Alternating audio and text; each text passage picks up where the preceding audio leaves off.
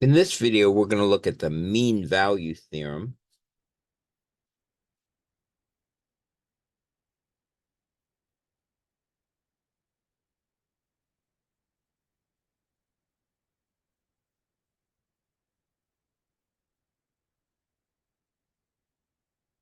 And the mean value theorem, again, sometimes for short, we'll call it MVT, relates a function to the values of its derivative.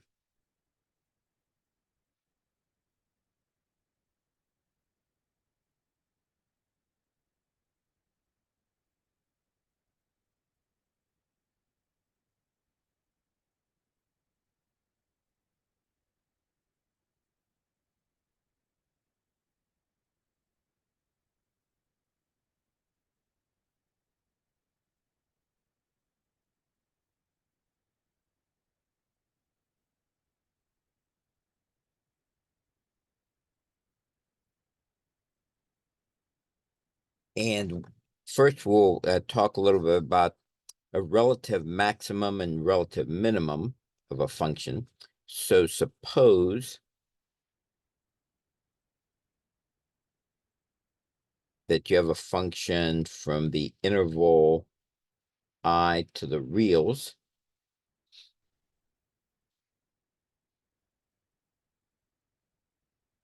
then f has, let's do the two cases, a relative max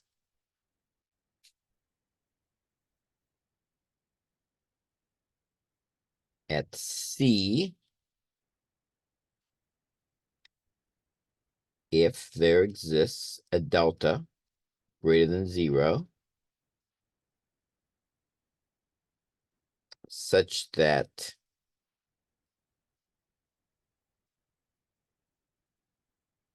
that for all x in the interval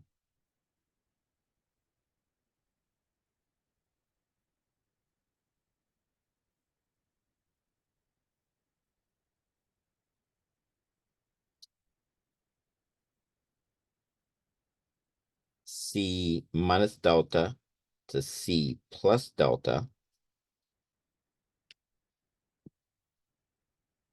f of x is less than or equal to f of C. That's so we have a relative max at C if there exists a delta such that this interval, all the values of x in this interval, we have f of x less than or equal to f of C. Again, another way you can say that if there exists an interval such as this around C, then we have a relative max at C. And same thing, similar idea for relative min.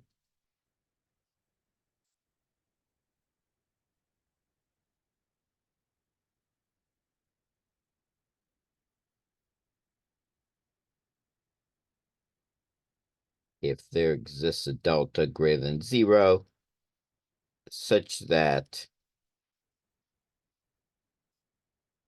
for all x in the interval,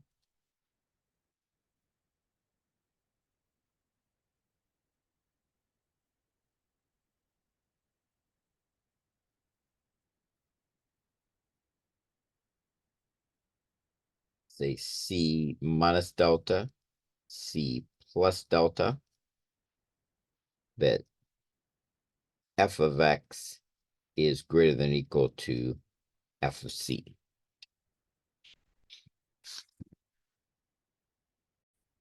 So now take a look at this graph here.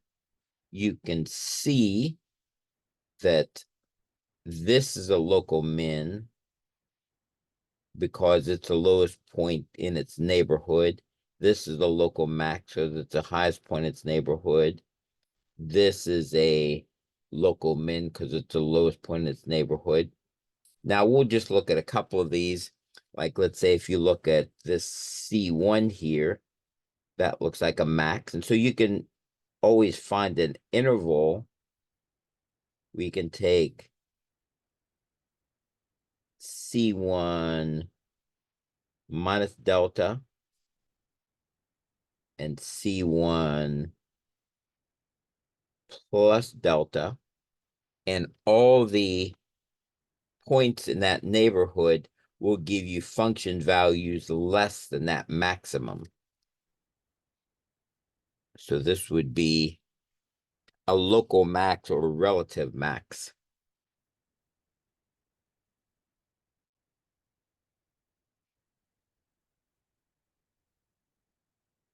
And same thing over here, you can find an interval, and I'll make it a little bit wider since this one could be pretty wide. Sometimes you have to make the interval very tiny because, you know, it's very steep around it.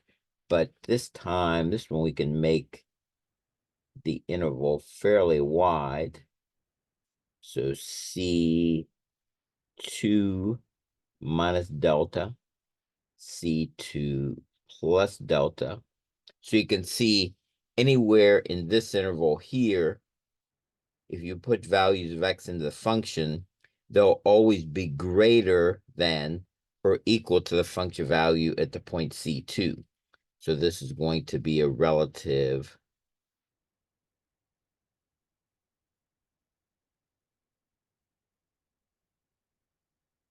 minimum.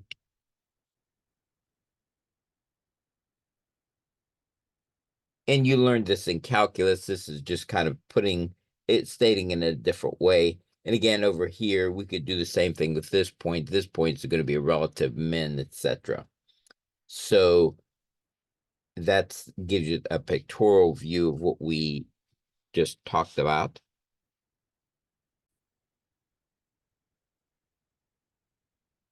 Next, we have the interior extremum theorem.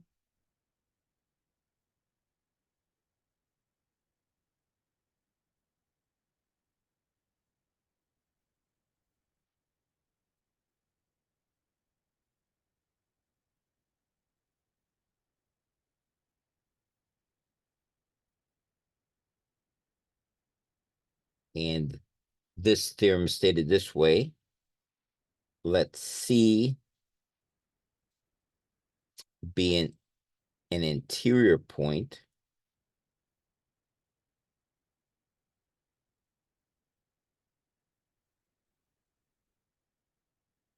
of the interval I,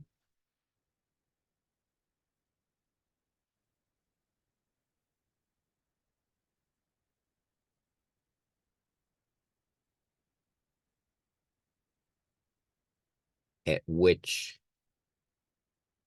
the function from I to the reals has a relative extremum.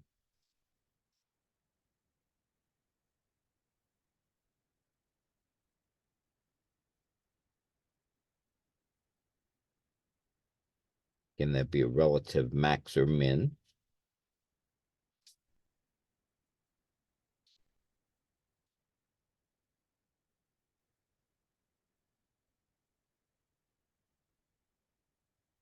If the derivative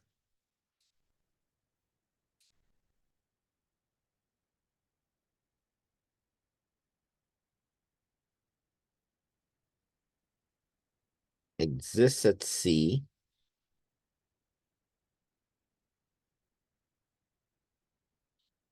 then f prime of C is going to be 0. So it says if you have an interior point, in fact, I should have called that C. Let me fix that up here. Interior point C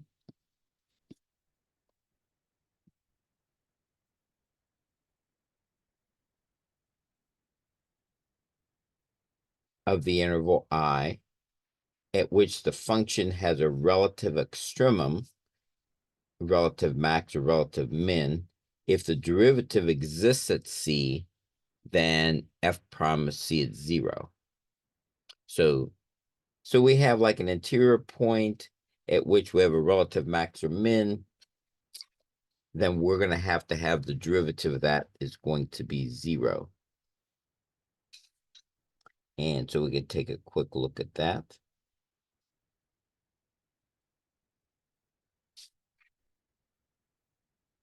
So once again, if we have something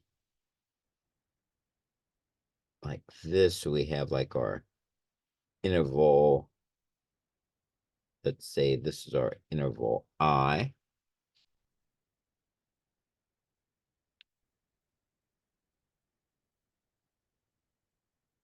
So this would be I.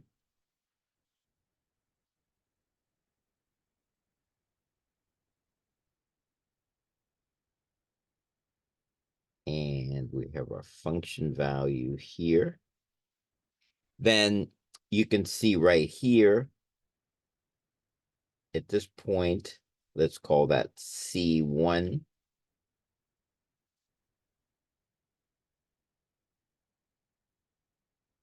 And maybe call this point here C2.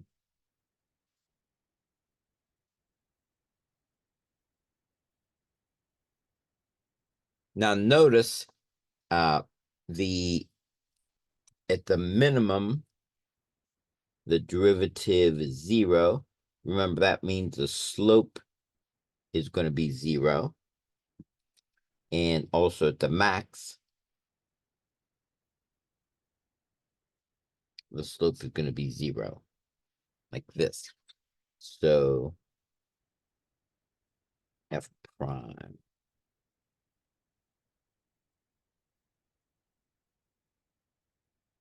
C1 is 0, f prime of C2 is 0. And notice from this why we needed this to be an interior point, because see at this point here, that's a relative max, right? Because all the points around it are less than that value, at least the points in the interval I. But the derivative is not 0 here. So we needed C to be an interior point. If it's an interior point at which we have relative max or relative min, then the derivative at that point is going to be 0, because as you can see, the slope is going to be 0 there.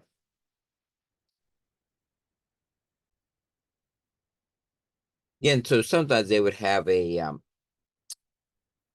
corollary to this. They would say, again, if you have a point C on an interval that has a relative extremum, then either the derivative of the function there is going to be 0, or the derivative is not going to exist. In fact, you can see right here at this endpoint, the derivative won't exist.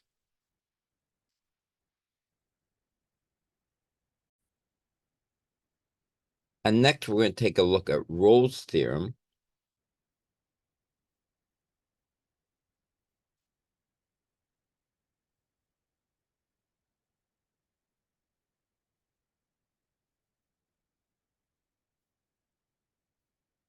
Suppose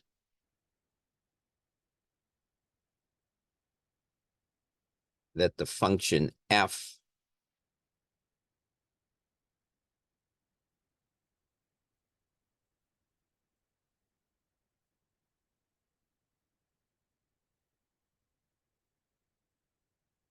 is continuous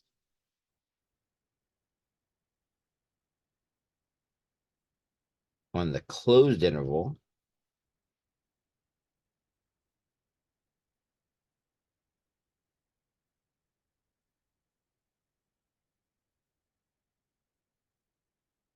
say from A to B,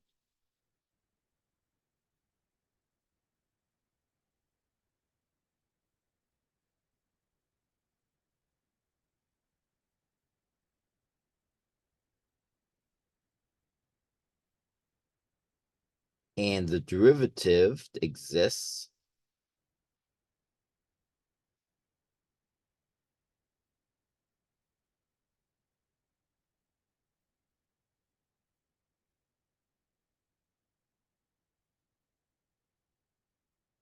at each point in the open interval,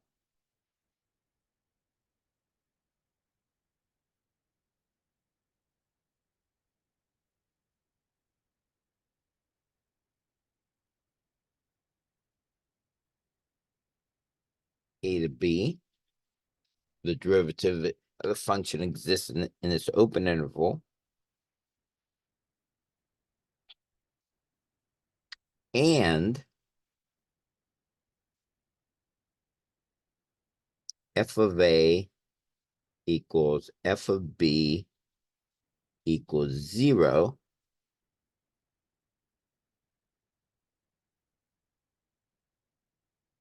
then there exists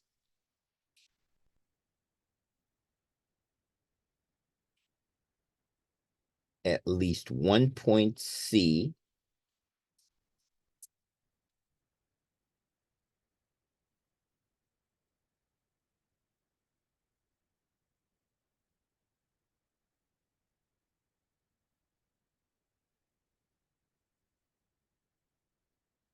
in AB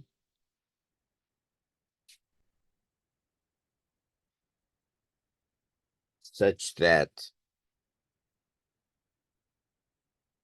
f prime of C is 0. So let's take a look at what we have. We have the functions continuous on this closed interval.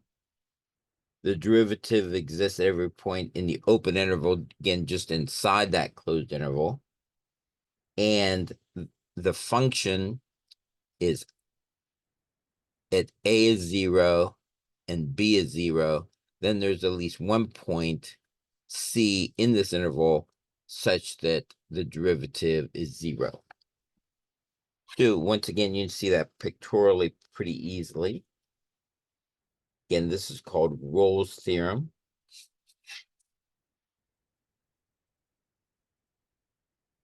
And again, it could either be, a maximum or a minimum. So again, let's say if you have a function and it goes like this,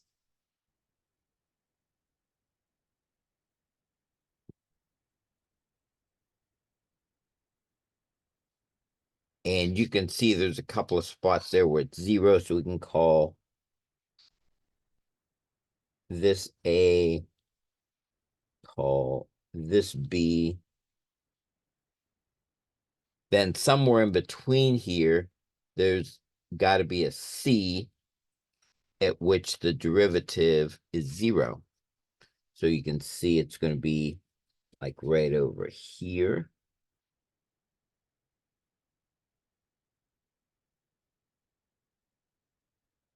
Like that right there. And you call that C. I probably didn't make that too horizontal, but you can see that f prime of C is going to be equal to 0. So that's Rolle's theorem. You could have this. Now, of course, you could also have this thing where the function is going below the line. So you could have a place over here, where it's crossing below, and you still have the same kind of theorem. So now notice several things you have to have. The derivative has to exist, and the function has to be continuous, because obviously if the function was not continuous, you could have a case in which you could not have this picture. So for example, let me just show that real quickly.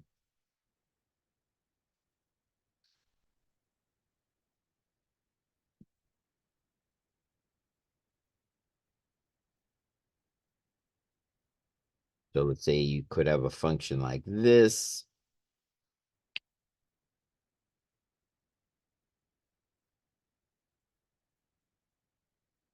Maybe it's going up like this, and then maybe jumps up here like this, maybe comes down like this. You can see you have this, say this was A and B. So if the function is not continuous,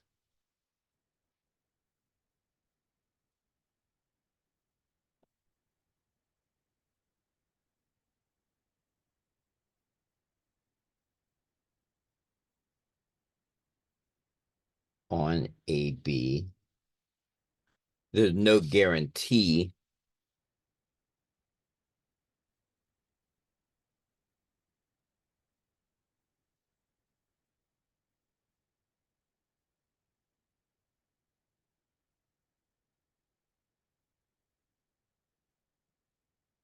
point C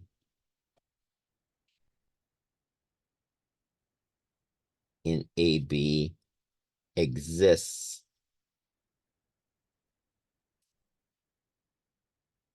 such that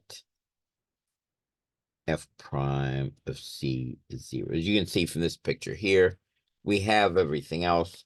We have that the function is 0 here, 0 here, but we don't have any place here where the derivative of the function between these 2 points is 0.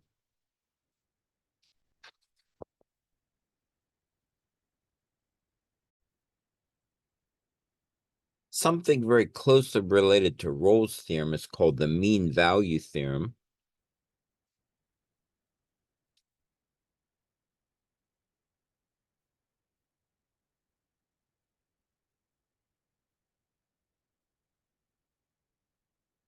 Again, this is something that you would have had in calculus.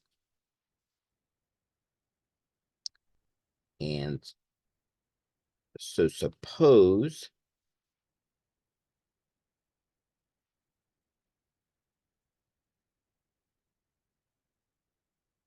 that f is continuous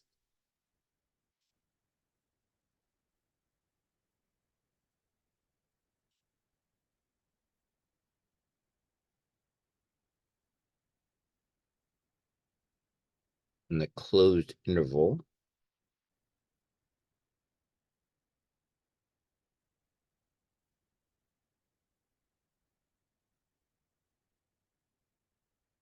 AB,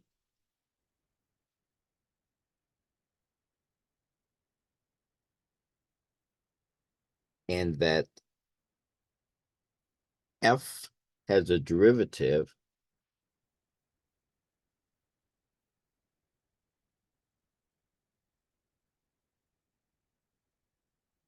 in the open interval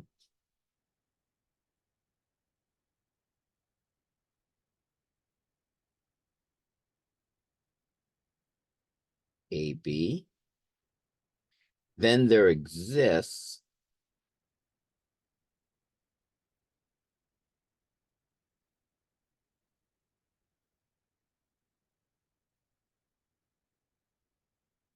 at least one point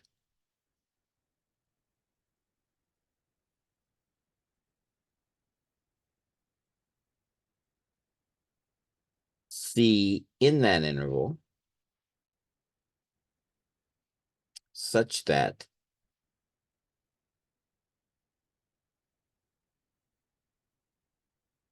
f of B minus f of A equals f prime of C, B minus A, like that.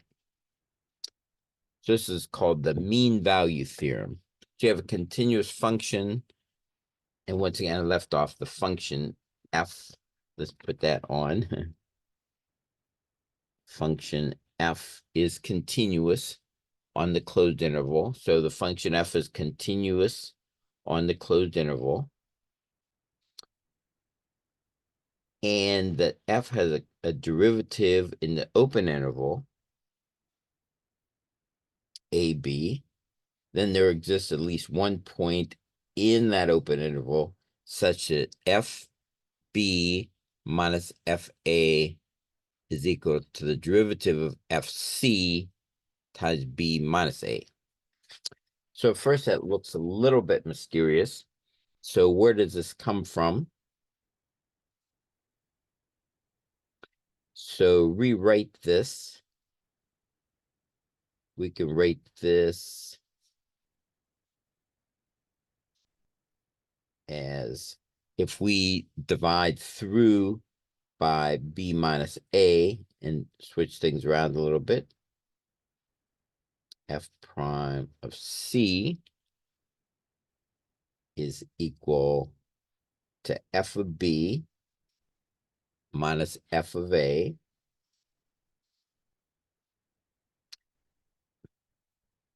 divided by b minus a.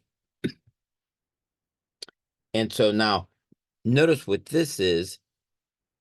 This is the slope of the tangent to the curve at x equals c.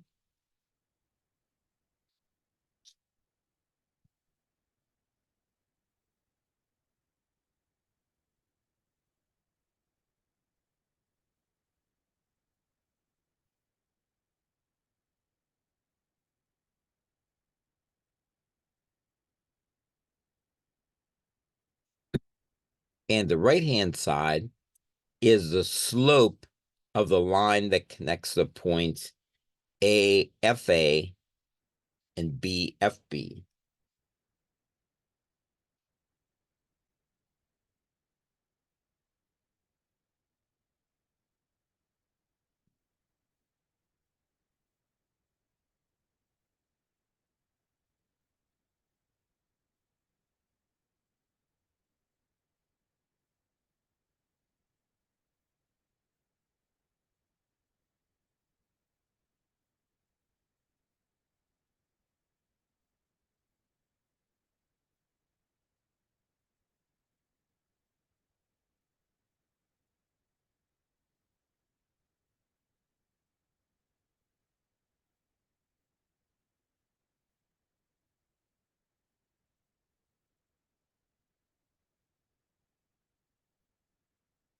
So the mean value theorem basically comes from this. So if we start with this, the slope of this is equal, the slope of the tangent is equal to the slope of the line that connects the points A, FA, FB, FB. That's where we get the mean value theorem. Now, if you look at a picture of that, it becomes very clear what's going on.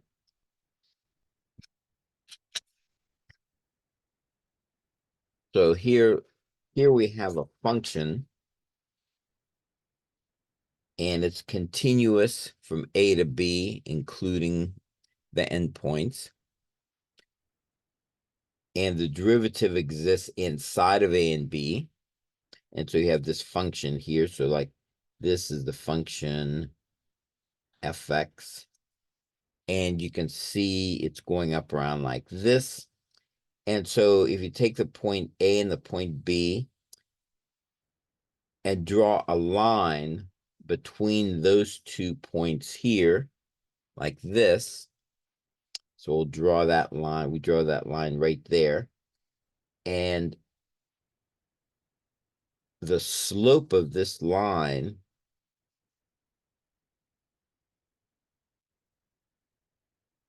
is, you can see, remember the slope is rise over run. It'll be from this point to this point. And again, this point right here was FB. So the slope is going to be FB minus FA, the rise, divided by the run A to B. And so it'd be B minus A. So that's the slope of this line that connects those 2 points. And then up here, you can see that there's going to be a place, if you go all around here, there's going to be a place at which this slope, the slope of the tangent line, is parallel to this slope here. And so there's going to be this point f of c, you can see right there. And this is the slope of the tangent line, f prime of c. So you can see that this slope here is equal to this slope here. And that's exactly where we get this right here. And that then, if you just multiply this out, leads back to the mean value theorem.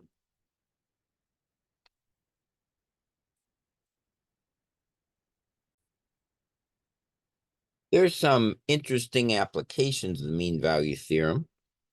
And let's take a look at this one. Use the mean value theorem to prove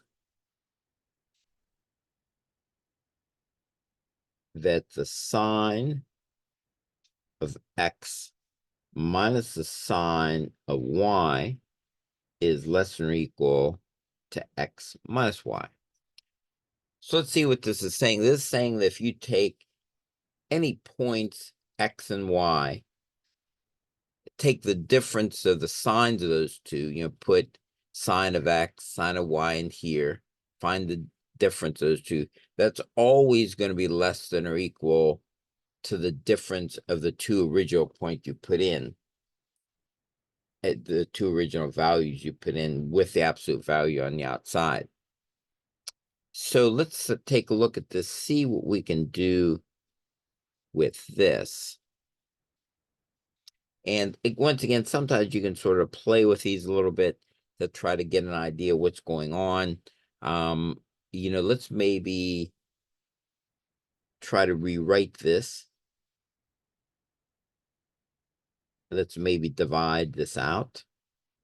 So we have sine x minus sine y. X minus y is less than or equal to 1. Now, this was kind of interesting because you can see here that this looks like the part of our mean value theorem. So you can sort of think of this as being, maybe a function. So this looks like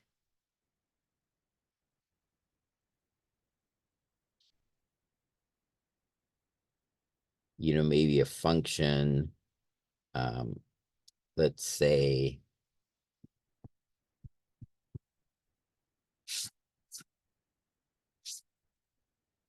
maybe fx minus fy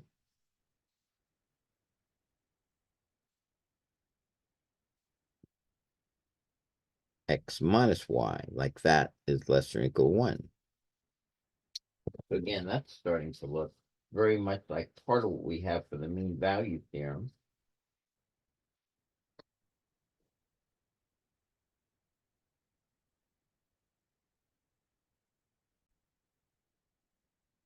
So again, we're here, where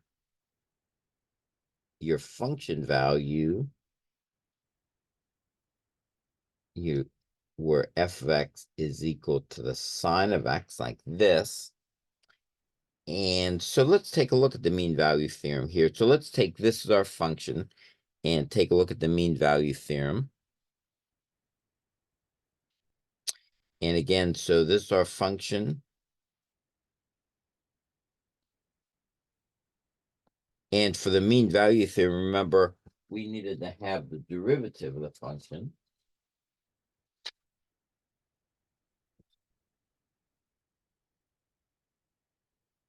And of course, that's going to be cos x.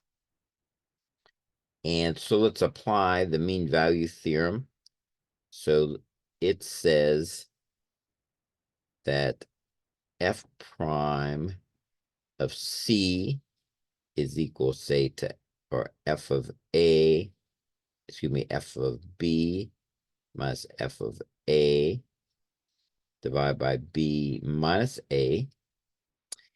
And so now we could replace this with our function over here. So this would be cos c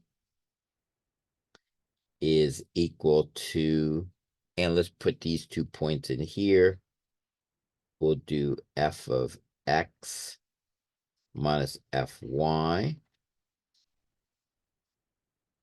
say x minus y. And actually, let me put our function values here. Rather than do that, let me put our sine.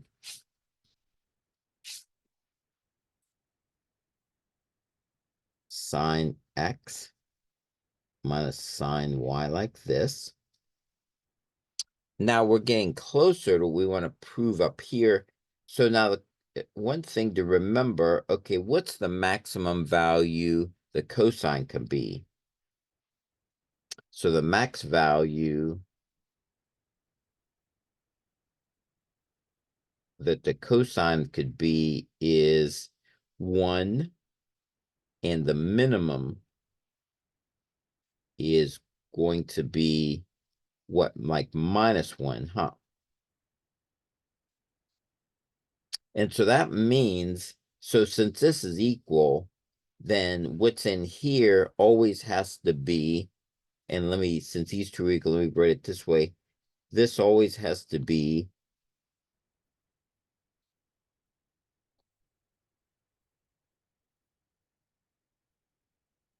less than 1, less than or equal to 1,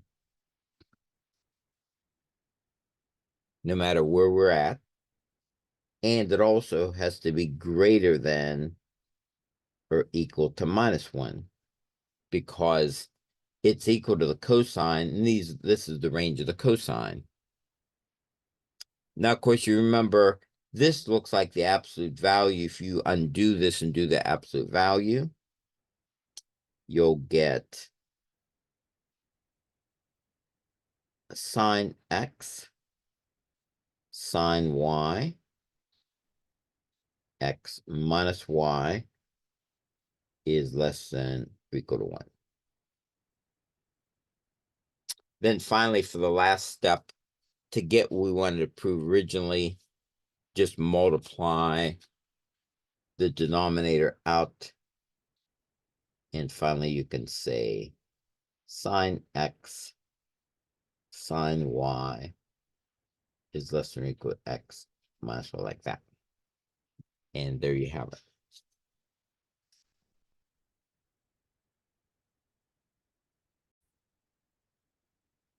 And here's another theorem. This is 6.2.5.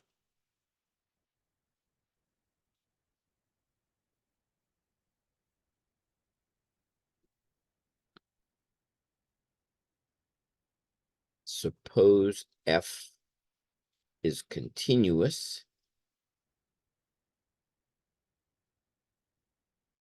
on the closed interval I,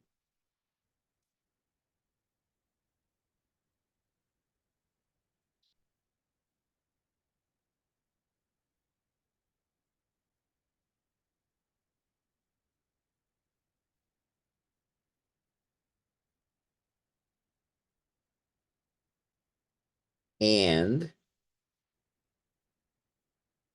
f is differentiable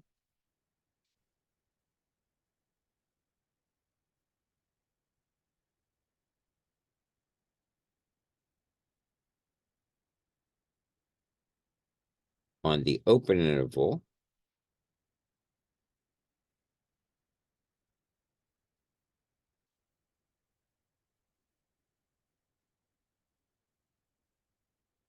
AB, and that the derivative of the function is 0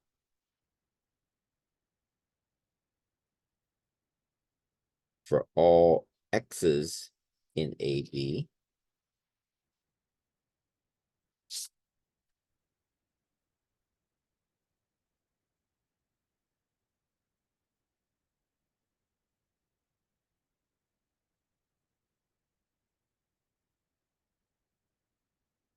then f is constant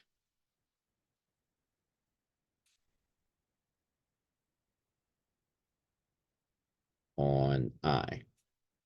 So you have the case, if it's continuous on this interval and it's differentiable and the derivative is 0 on the whole interval, then f is constant. So you can kind of imagine, again, if you have a horizontal slope everywhere on the interval, then the function has to be constant. You could prove that mathematically as well, but that's the way to think of it. Your function is going to have to be constant if all along the interval the derivative is 0. And let's take a look at this corollary.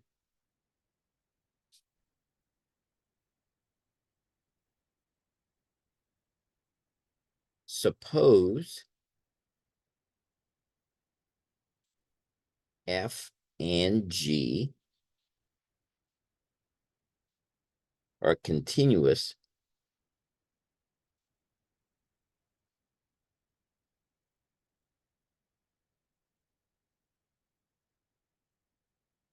on the closed interval AB and differentiable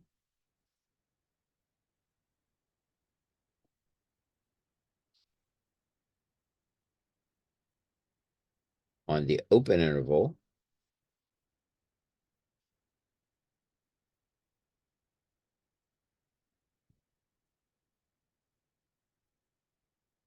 AB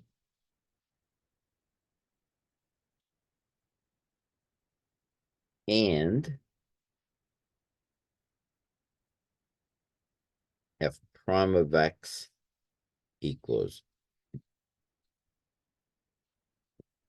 g prime of x, or equal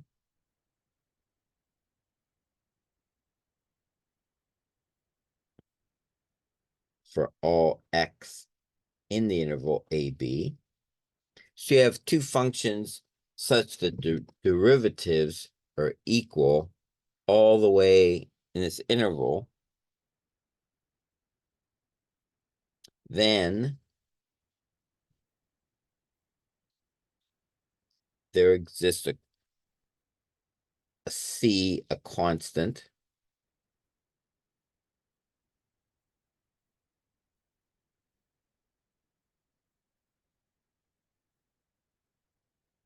such that f equals g plus c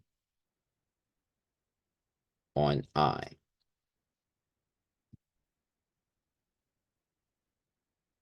So in other words, if the derivatives are the same on the whole interval, then the functions have to be equal, or they differ just by a constant, which kind of makes sense. Again, logically, if you took the derivative of two equal functions, you're going to get back to these being equal to each other. The constant would go away. So they could differ by a constant. Again, this constant could be here or it could be on the other side. They're going to just differ by a constant.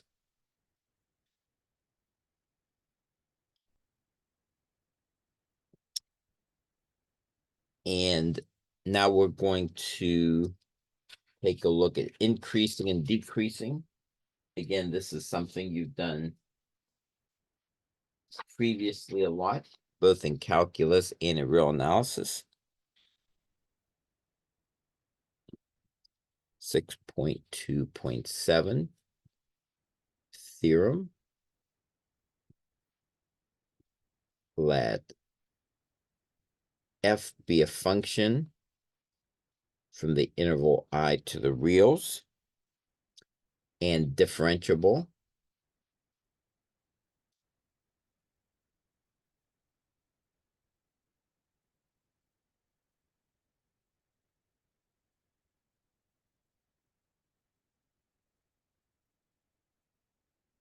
on I, then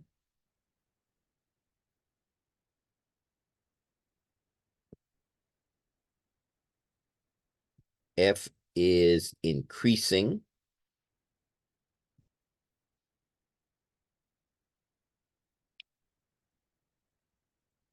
and of course remember what that means. That I won't write it down, but remember what an increasing function is that each successive point will give you a higher than or equal value to the previous point if and only if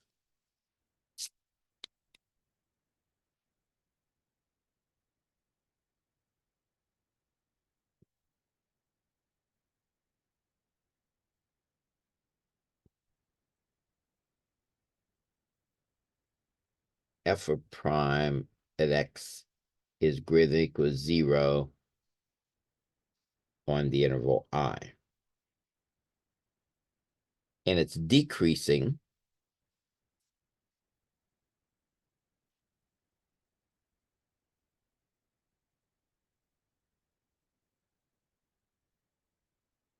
again, decreasing on I if and only if f prime of x is less than or equal to 0 on I.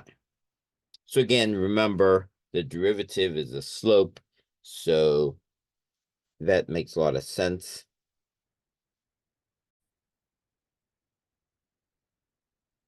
So again, if you have a function,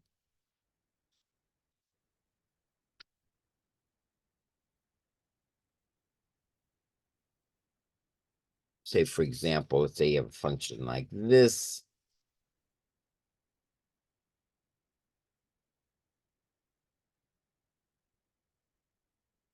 Say you have your interval I, maybe from here to here, you can see the slope is always going to be positive.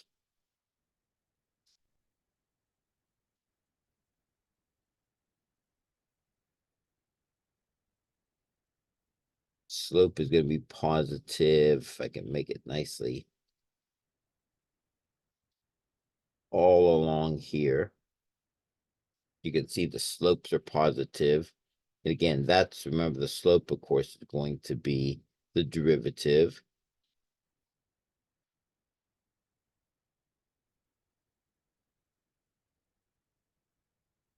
Again, this would be for an increasing function. And then for a decreasing function, you would have just the opposite.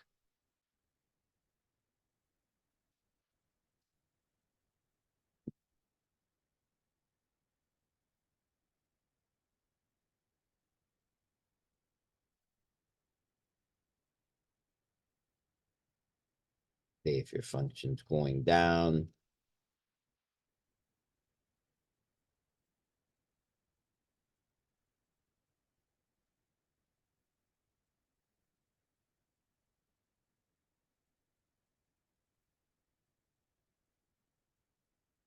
the slopes are all going to be negative.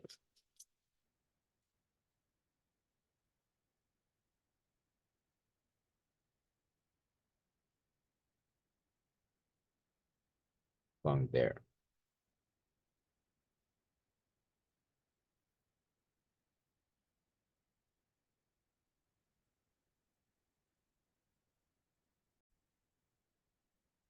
Next, we're going to take a look at the first derivative test for extrema. This is something, again, you had in calculus. Now we're going to look at it a little bit more rigorously. Let f be continuous.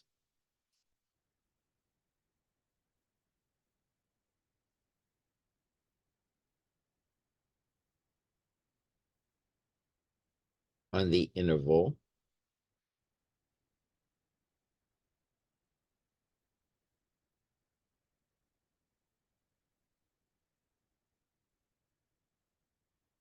IAB, and let C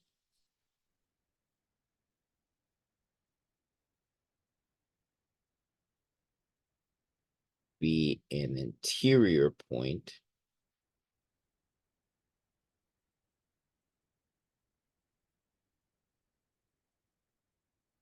of I. Assume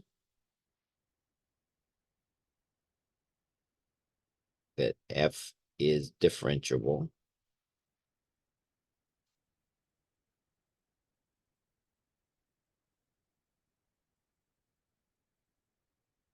on AC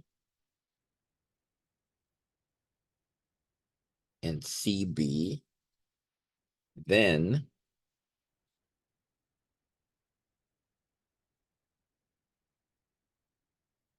if there's a neighborhood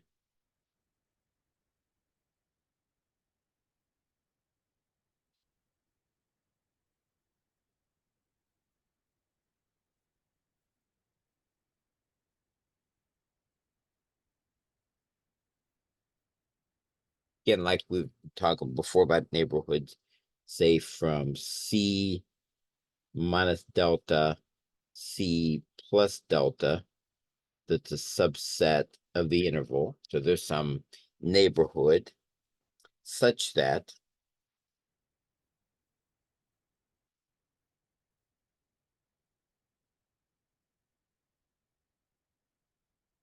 the derivative is greater than or equal to 0 for C minus delta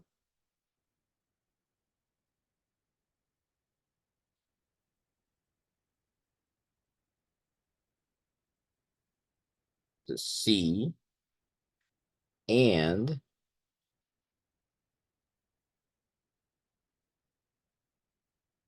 the derivative is less than 0 for C x C plus delta, then F has a relative max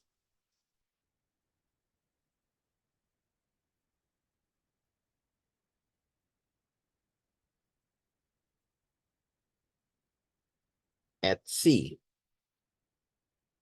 So if there's a neighborhood of C such that the derivative is positive, and then another neighborhood on the other side where the derivative is negative, then F has a relative max at C. And again, the picture is pretty clear. You have something like this. So again, this would be your point C, and then this would be like your C minus delta and your C plus delta over here. And you can see over here, the derivative, the function, the slope is going to be negative on this side. Excuse me, it's going to be positive.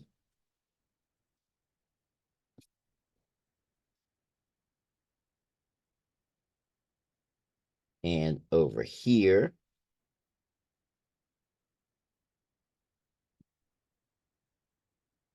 the derivative is going to be negative.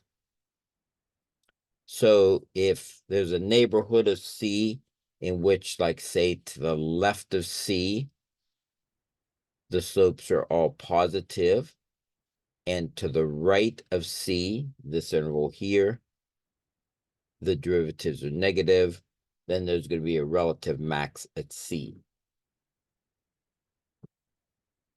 So you can see it very pictorially, and same thing, you had this in calculus previously. And you can say this for a relative minimum.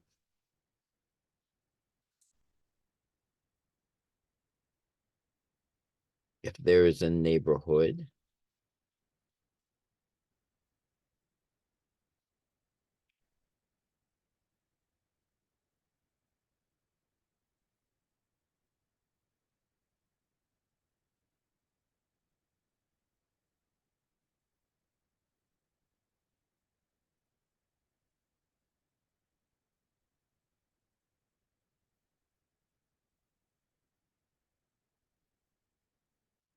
of C, which again is a subset of this interval I, such that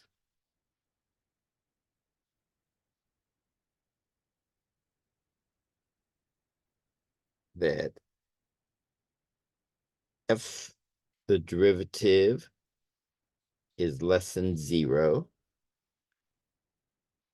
for C minus delta x to C, and it's positive for C plus delta, then F has a relative min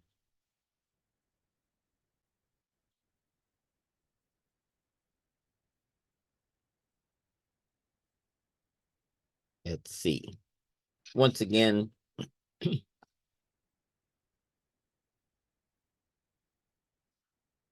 pretty clear what's going on here.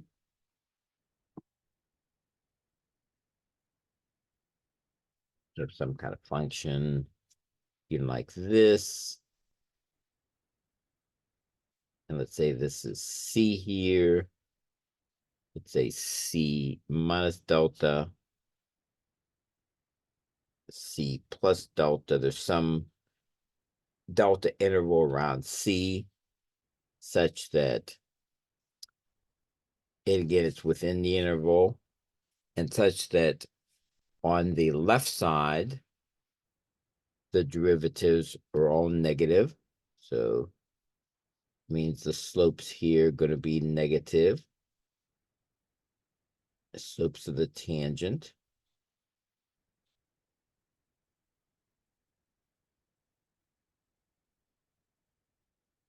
On this side, then suddenly they go positive over here.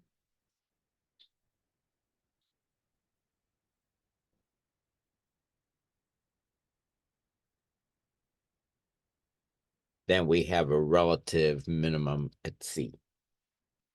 Again, you did this in calculus. It's stated almost the same way here. And recall the intermediate value theorem.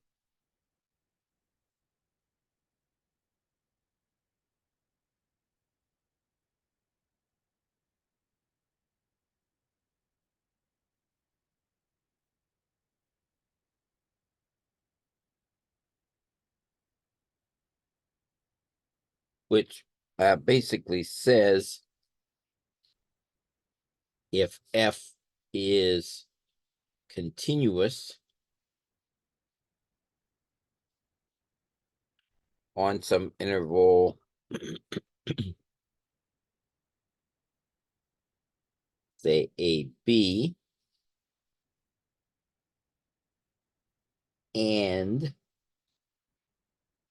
if K is some number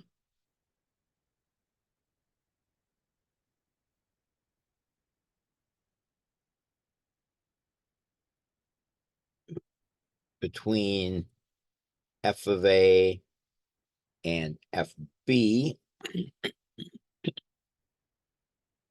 then there is at least one point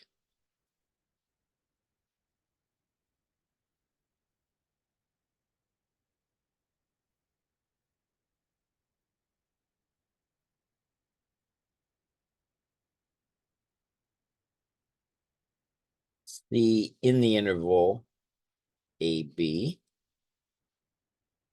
such that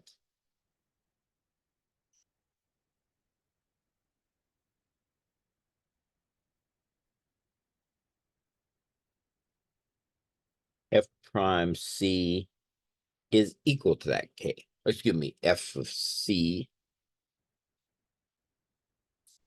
is equal to that K. So in other words, if you have like, function and, it goes from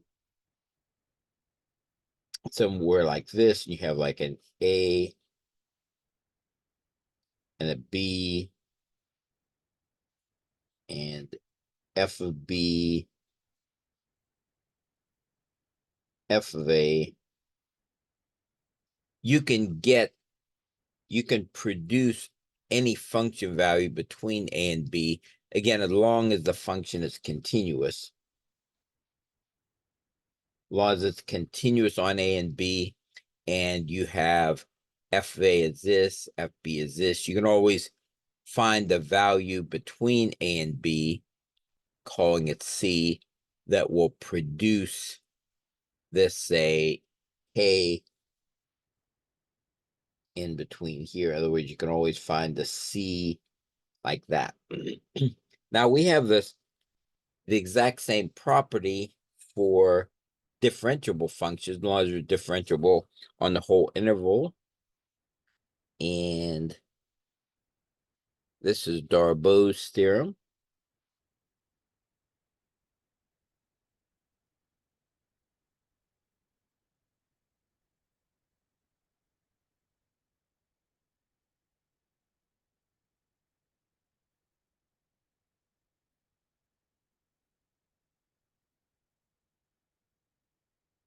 If f is differentiable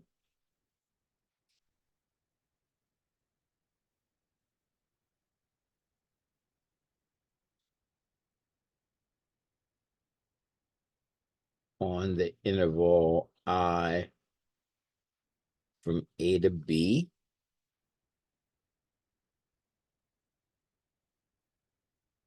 and if k is some number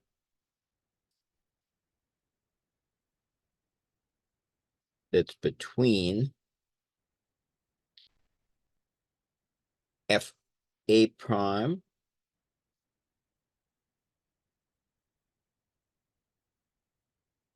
and fb prime. Now, I probably should say that, this, it would depend upon whether, the function looks like this, or if the function is decreasing, but the idea is that there's some k between these values, fa and fb, or if, fa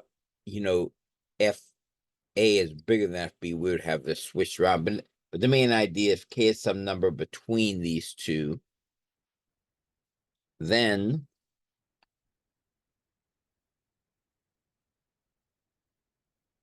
there is at least one point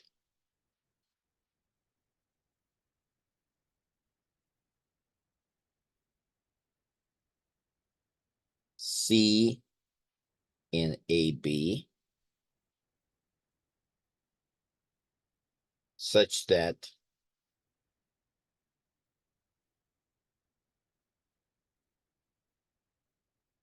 f of C is equal to K. So Darboux's theorem is basically an intermediate value theorem for derivatives of functions.